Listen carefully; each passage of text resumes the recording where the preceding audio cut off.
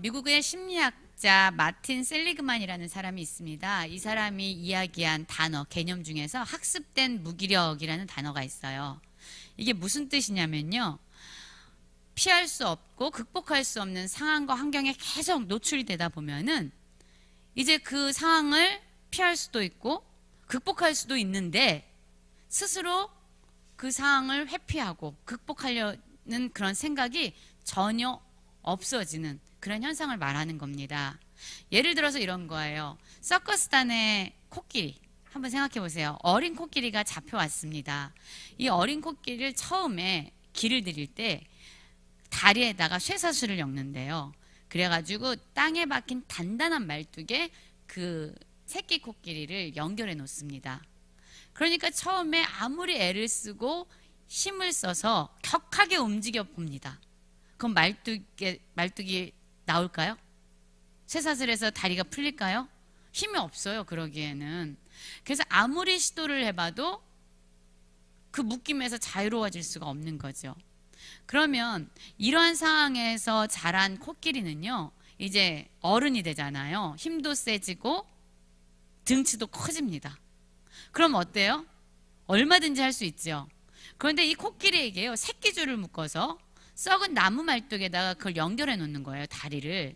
그러면 이 코끼리는 어떻게 할까요? 썩은 말뚝에, 나무 말뚝에 새끼줄을 연결해 놔도요, 이 코끼리는 거기서 탈출할 생각을 전혀 못 한다는 거예요.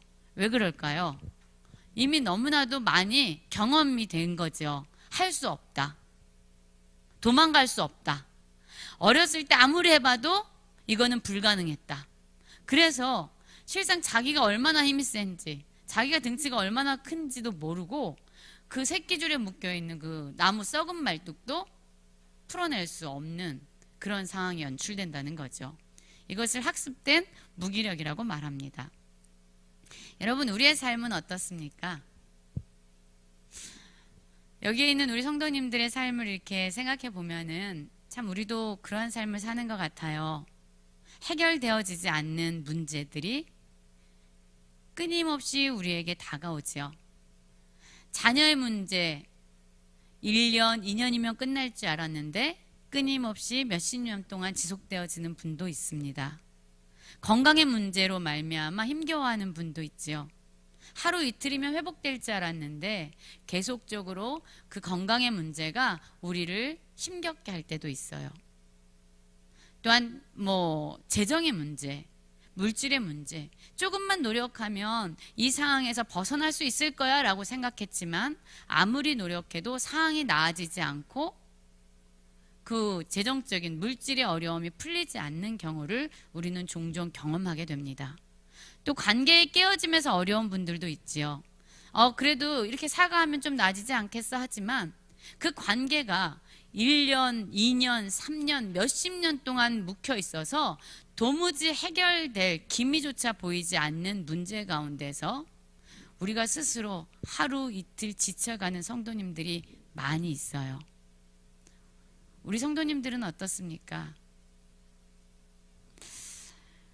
그러면서 오늘 말씀을 좀 생각하게 됐어요.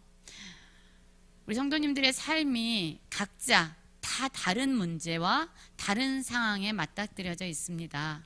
어떤 분들은 그럼에도 불구하고 하나님을 붙잡고 기도로 깨어서 믿음으로 나아가는 분들도 있습니다. 그런데 끊임없이 노력하고 시도해 보았지만 그래도 바꿀 수 없는 상황과 문제들로 말미암아 이제 지쳐서 더 이상 기도하지 아니하고 더 이상 예배에 나아갈 힘조차 잃어버린 그러한 성도님들을 우리는 보곤 합니다. 여러분, 오늘 우리가 함께 읽은 이 말씀이 어떤 배경에서 나온 말씀일까요? 사실 오늘의 말씀은요, 다윗에 대한 말씀이에요. 다윗 아시죠? 여러분, 다윗은 참으로 위대한 사람이었습니다. 하나님의 마음에도 합한 사람이었어요. 이 다윗이요, 이스라엘을 위협하던 사울과 그리고 그 백성들을 대신해서 누구랑 싸웠죠? 골리앗과의 전쟁에서 나아가서 그 거장 골리앗을 죽이면서 영웅이 됩니다. 근데 이렇게 인기를 누리는 것도 잠시였어요. 사람들은 사울이 죽은 자는 천천이다. 그러나 다윗이 죽인 자는 만만이다라고 다윗에게 환호를 할 때에 사울의 마음에 시기심과 질투심이 불러 일으켜지면서 그때부터 다윗은 도망자의 신세로 전락을 하게 되는 거예요. 여러분, 몇 년 동안 다윗은 사울을 피해서 도망자의 신세로 살아야 됐을까요? 1년? 2년? 3년? 몇 년이나 이렇게 도망자의 신세로 살아야 됐을까요? 여러분, 10년에서 13년 정도라고 보고 있습니다. 대단히 긴 시간이에요. 이 시간 동안에 다윗은 사랑하는 가족을 떠나야 됐지요. 또한 사랑하는 가족들도 다윗으로 말미암아 위험에 처해야 됐습니다. 그리고 사랑하던 요나단과 또 헤어져야 됐지요. 또한 어떠한 일이 벌어집니까? 다윗을 도와주었던 제사장 아히멜렉과 그와 함께 있었던 85명의 사람들이 사울에 의해서 싹쓸이 죽임을 당하게 돼요. 자기를 도와주었던 사람도 죽지요. 또한 자기에게 기름을 부어서 왕으로 세웠던 사무엘도 죽었다라는 소식을 듣게 됩니다. 여러분, 이 도망자로서의 삶이 결코 쉬운 삶이 아니에요. 사울은 눈에 불을 켜고 때로는 3,000명이라는 군대를 동원해서 그 다윗을 잡기 위해서 얼마나 열심히 다윗을 쫓아다녔는지 몰라요. 사울은 왕이었습니다.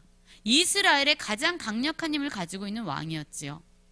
그런데 그 사울이 다윗을 찾아서 죽이려고 하는 거예요. 다리를 펴고 잘 수나 있었을까요? 밥을 천천히 소화시키면서 먹을 수나 있었을까요? 여러분, 그러한 여유를 부릴 그러한 시간이 다윗에게는 없었어요. 그뿐만 아니지요. 그렇게 도망자로서 살면서도 하나님이 말씀하시면 그일랏 사람들에게 도움을 줬습니다. 여기저기 도움을 줬어요. 그런데 그에게 편안한 안식처를 제공하는 대신 오히려 그를 사울에게 밀고 하고 그를 배신하는 일들을 계속 경험하게 돼요. 또 사울을 엔게디 광야에서 10광야에서 2번이나 살려줬잖아요. 아시죠? 그러면 사울이 좀 마음을 돌이켜서 이제 나를 추격하지 않으면 안 되지 않나라고 생각할 수도 있었을 것 같아요. 그러나 그의 생각이 이루어집니까? 아니에요. 아무리 노력해도 아무리 애를 써도 다윗을 추격하는 사울의 그러한 추격을 멈출 수 없었습니다. 이것이 10년에서 13년 동안 이루어진 일이에요. 만약에 우리가 이러한 삶을 살아간다면 여러분 어떠시겠어요? 지칠 대로 지치고 힘겨웠을 겁니다. 죄를 짓지도 않았고 잘못을 해서 도망자가 된 게 아니지요. 죄도 없이 억울하게 쫓겨서 도망자로 살고 있습니다.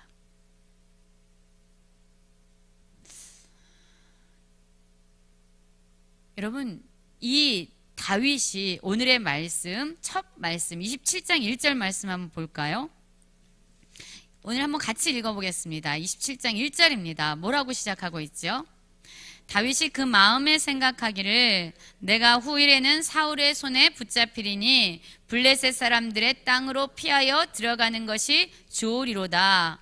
사울이 이스라엘 온 영토 내에서 다시 나를 찾다가 단념하리니 내가 그의 손에서 벗어나리라 하고. 그렇습니다, 여러분. 이 끝나지 않는 고난의 시간 가운데서 다윗도 지쳐 있었던 것 같습니다. 사실 다윗은 늘 기도하는 사람이었어요. 그는 내 뜻을 주장하기 위해서 기도한 것이 아니라 어떠한 상황에서도 나를 향한 하나님의 뜻이 무엇인지 듣기 위해서 기도하는 자였습니다. 내 생각대로 하나님을 조정하기 위해서 기도하는 자가 아니라 어떠한 상황에서도 하나님의 말씀에 순종할 수 있는 능력을 얻기 위해서 기도하는 자였습니다. 여러분, 다윗은 상황보다 사람들의 소리보다 늘 하나님의 세미한 음성에 귀를 기울이면서 그 말씀에 따라 순종하는 자가 바로 다윗이었습니다. 모든 사람들이 안 돼요.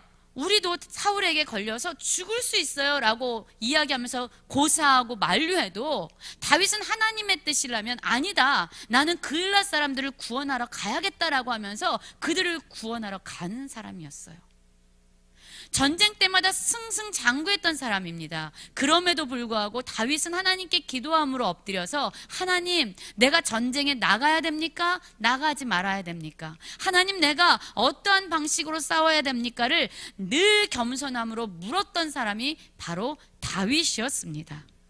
그리고 모든 사람들이 이제 사울을 죽여서 이제 이 도망자의 신세로부터 벗어납시다 라고 이야기할 때 오히려 사람들의 소리가 아니라 하나님의 뜻 안에서 사울을 살려주는 은혜를 베푸는 사람이 바로 다윗이었습니다.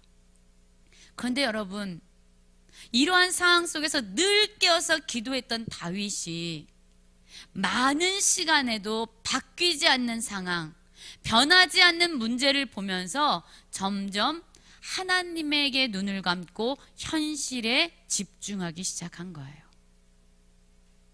여러분, 우리도 그럴 때 있죠. 하나님, 언제까지 이 기도를 드려야 됩니까? 언제 하나님 이 상황을 바꿔주시겠습니까? 하나님, 어느 때에 하나님은 이 문제를 해결해 주시겠습니까? 라고 우리가 기도를 멈추지 않고 계속할 때가 있어요. 그런데 여러분, 우리의 생각대로 상황이 변화된다면 얼마나 좋겠습니까?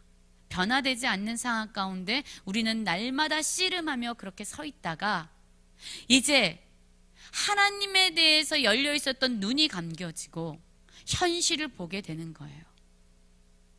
이제 그 세미한 음성을 듣기 위해서 열렸던 귀가 닫혀지고 사람들의 소리와 세상의 방식이 들려지기 시작합니다. 오늘 말씀 1절이 바로 그렇게 시작합니다. 다윗이 지금까지는 자기의 생각보다 하나님의 생각을 따라갔던 사람이었지만 이제는 생각하는 거예요. 그가 마음에 생각하죠. 여러분, 이 세상에서 생각은 세 가지의 종류입니다. 하나님의 생각이 있고요, 나의 생각이 있고요, 사단의 생각이 있어요. 우리가 기도로 말씀 묵상으로 깨어있지 않으면 하나님의 생각을 우리는 알 수 없습니다. 우리는 날마다 문득문득 올라오는 나의 생각과 또한 하나님으로부터 우리를 멀게 하려는, 우리를 파멸의 길로 인도하려는 사단의 생각 가운데 우리는 놓여 있습니다. 다윗이 현실에 집중하고 기도하기를 멈췄을 때에 그는 눈을 열어서 보는 거죠. 사울이 나를 끊임없이 잡으러 추격하는구나, 이 상황은 변화되지 않는구나, 그러면서 이제 살 궁리를 하게 되는 거예요. 여러분, 사실 이 다윗은요, 스스로 살려는 궁리와 방법을 따라 살아가는 사람이 아니었어요. 하나님께서 하라고 말씀하시면 그것을 했고, 하나님께서 멈추라고 하시면은 그대로 가던 길을 멈추던 사람이 다윗이었는데, 이제 변하지 않는 상황을 보면서 그는 스스로 생각하면서 스스로 살 궁리를 하게 되는 거죠. 아, 내가 죽겠구나. 아, 이제 다 사울의 손에 붙잡히겠구나. 이제 안 되겠다. 여기서 나는 떠나서 블레셋 아기스에게로 가야겠다. 그래서 거기서 나는 살아야겠구나. 그러면 이제 이스라엘 온 영토를 사울이 나를 찾기 위해서 탐색하다가 그것을 포기할 거야. 나는 이제 사울의 손에서 벗어날 수 있는 거야 라고 생각하면서 다윗은 마침내 그의 생각을 행동으로 옮기게 됩니다. 2절의 말씀이 뭐라고 말씀하고 있습니까? 2절에 그렇게 말씀하고 있죠. 다윗이 일어나 함께 있는 사람 600명과 더불어 가드왕 마옥의 아들 아기스에게로 건너갔다라고 말하고 있어요. 이제 다윗은 사울의 손에서 벗어났지만 하나님의 보호의 손길에서도 여전히 벗어난 자가 되었습니다. 비록 사울의 추격을 받으면서 고난 중에서 힘겨운 삶을 살아야 됐지만 항상 그 순간마다 하나님의 보호의 손길로 말미암아 다윗은 철저히 하나님의 품 안에서 보호를 받으며 살았어요. 그런데 그가 이제 하나님의 뜻이 아니라 자신의 생각대로 삶을 선택하며 나아가기로 결정했을 때 그는 그를 보호하신 하나님의 손으로부터 벗어나서 이제 스스로 자기 생명과 자기를 따르는 사람들의 안위를 책임지면서 살아야 되는 인생이 되어버린 거예요. 여러분, 이러한 상황이 되자 어떤 일이 벌어졌을까요?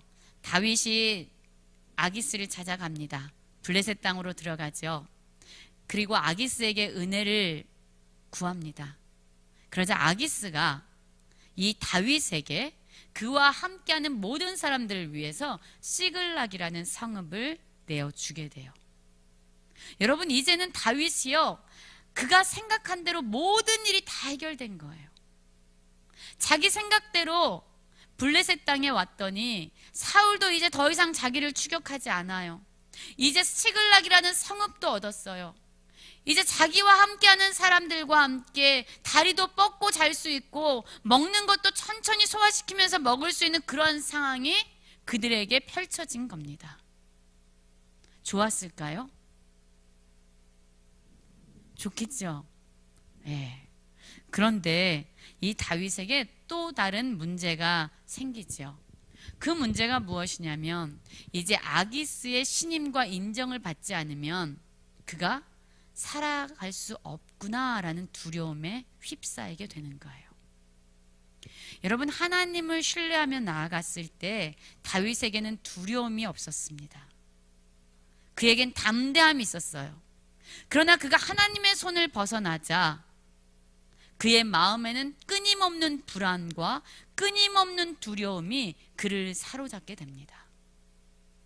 다윗이 생각했습니다. 아, 내가 아기스로부터 신임과 인정을 받기 위해서 어떻게 해야 될까? 아, 그래야 그런 방법이 있구나 라고 생각하면서 이 다윗이 선택한 일들은 무엇이냐면 바로 여기에 나오죠. 다윗이 7절을 보면은 27장 7절입니다. 다윗이 블레셋 사람들의 지방에 산 날수는 1년 4개월이었더라. 다윗과 그의 사람들이 올라가서 구술 사람과 기르스 사람과 아말렉 사람을 침노하였으니 그들은 옛적부터 술과 애굽 땅으로 지나가는 지방의 주민이라. 그렇습니다. 이제 다윗이요, 구술 사람, 기르스 사람, 아말렉 사람, 이방 사람들의 땅을 침노하면서 거기에 있는 남녀를 살려두지 않고 다 죽여버리죠. 그리고 양과 소와 나귀와 낙타와 의복을 빼앗아서 아기스에게로 가져옵니다. 그리고 그가 노력한 물건들을 아기스에게 드리면서 얘기합니다. 아기스에게 내가 지금 유다 땅을 침범하고 왔습니다. 유다와 친밀한 사람들을 다 치고 왔습니다. 그래서 여기에 노략물을 취해 왔습니다. 그러면서 아기스에게 이야기하는 거예요. 그러면 아기스는 뭐라고 생각했을까요? 아, 네가 유다 사람, 이스라엘 사람들을 치고 이걸 가져왔어? 아, 너는 이제 이스라엘 사람들과 완전히 원수가 됐구나. 이제 너는 영원히 내 부하가 되겠다 라고 다윗을 신임하고 신뢰했다라고 이야기합니다. 여러분, 우리가 하나님의 말씀에 따라 살아가지 않을 때에, 우리가 하나님의 보호하심의 손길을 벗어날 때에 우리의 상황은 나아지고 우리의 형편은 좋아질 수 있어요. 물질적인 문제가 해결될 수 있습니다. 관계적인 어려움이 잠시는 해결된 것 같이 보일 수 있어요. 자녀가 조금은 나아지는 것처럼 보여질 수 있습니다. 그러나 여러분, 뭐라고 말씀합니까? 우리가 하나님을 떠나서 내 방식대로, 세상의 방식대로 문제를 해결하려고 했을 때 우리 안에 있는 불안과 두려움은 잠식되어지지 않는다라고 말하고 있어요. 그 두려움 때문에 다윗은 거짓과 살인과 노략질과 속임으로 지금 이 시글락에서 1년 4개월이라는 시간을 보내고 있습니다. 지금 우리 성도님들의 삶은 어떻습니까? 우리는 깨어 있습니까? 하나님에게 깨어서 반응하고 있습니까?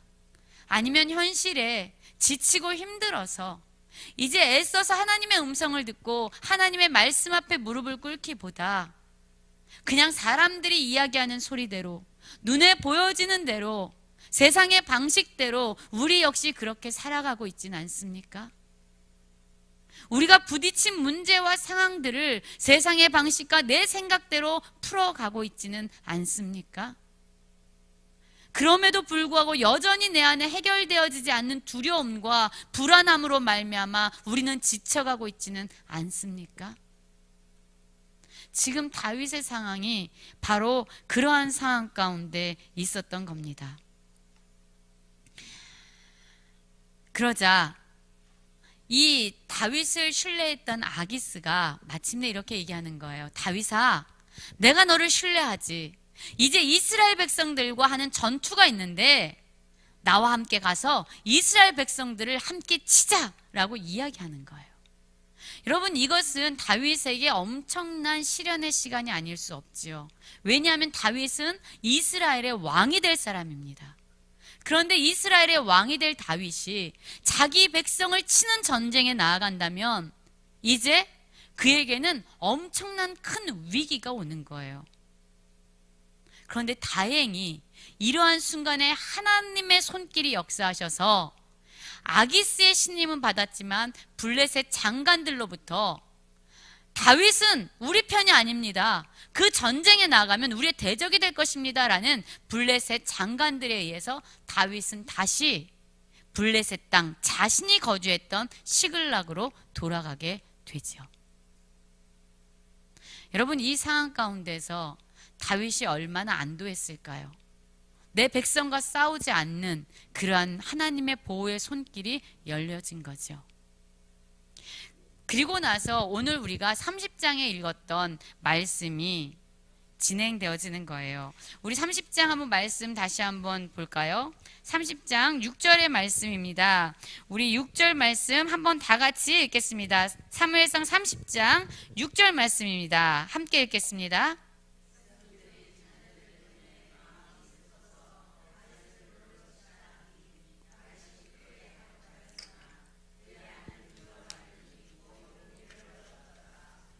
아멘. 여러분, 무슨 얘기입니까? 시글락에 딱 왔더니 아말렉 백성들이 다윗과 그와 함께한 모든 사람들, 아내와 자녀들을 다 싹 잡아간 거예요. 그리고 그 시글락은 완전히 불에 타버렸습니다. 이러한 상황이 지금 다윗의 눈앞에 펼쳐졌죠. 그때 다윗과 함께했던 백성들, 지금까지 도망자의 삶을 살 때 늘 함께했던 사람들, 다윗이 외로울 때에 다윗을 찾아와서 그와 함께 전쟁에서 싸워주고 다윗의 편을 들어줬던 그 사람들이 갑자기 자신들이 잃어버린 자녀들로 말미암아 분노하면서 다윗을 향해 원망하면서 돌을 들어서 그를 죽이려고 하는 상황이 펼쳐진 거예요. 저는 아마도 다윗이 인생에서 가장 외롭고 힘든 순간이 바로 이 순간이 아니었을까라는 생각을 하게 됩니다. 사울이 자기를 치러 올 때는 무너지지 않을 수 있었어요. 다윗이 구해주고 건져주었던 그일랏 사람들이 자기를 배신하고 밀고 할 때도 다윗의 마음은 무너지지 않을 수 있었습니다. 그런데 지금 다윗을 죽이려고 하는 사람은 누구입니까? 지금까지 다윗과 동고동락했던 사람들, 가족보다 형제보다 더 같이 삶을 나눴던 바로 그의 동료들이었어요. 그 동료들이 다윗을 향해서 돌을 들어서 그를 죽이려는 그런 위기를 맞닥뜨리고 있는 거예요. 여러분, 우리도 이럴 때가 있죠. 우리의 마음이 무너지는 순간이 있습니다. 가장 믿었던 사람에게 배신을 당하고 나의 모든 것을 이해해 줄 거라고 생각했던 사람에게 버림을 받고 그 사람들이 나를 외면하고 나를 버릴 때에 여러분, 우리의 마음이 무너져 내릴 때가 있습니다. 이때 다윗의 마음이 다급했다라고 얘기해요. 영어로 보면 디스트레스드라고 나오는데 이 말은 괴롭고 비참하고 당황하고 고민된 상황이 바로 이 순간이었다라고 말하는 거예요. 이렇게 마음이 무너진 순간, 이제 이 세상에 믿을 사람이 하나 없구나라고 깨달은 그 순간, 너무나도 괴로워서 마음이 깨어지는 바로 그 순간, 여러분, 다윗의 어두웠던 눈이 열리는 바로 그 순간인 거죠. 지금까지 현실에 가려서 자기의 상황과 문제에 가려서 볼 수 없었던 하나님이 보이는 순간이었어요. 지금까지 사람들의 소리 때문에, 내 안의 생각 때문에 상황들로 말미암아 들을 수 없었던 그 세미한 하나님의 음성이 다윗에게 들리는 바로 그 순간이 지금 이 순간입니다. 성경에서는 심령이 가난한 자에게 복이 있나니 천국이 그들의 것이라고 말씀해주고 있습니다. 무슨 의미입니까? 우리의 마음이 무너질 때에, 우리가 이 세상에 의지할 사람이 아무도 없다고 여길 때에, 우리의 마음이 깨어지고 부서질 바로 그때에 하나님이 역사하셔서 우리의 눈을 여시고 우리의 귀를 여시고 우리의 마음을 여셔서 그분이 우리를 다스리시고 통치하신다라는 말씀이에요.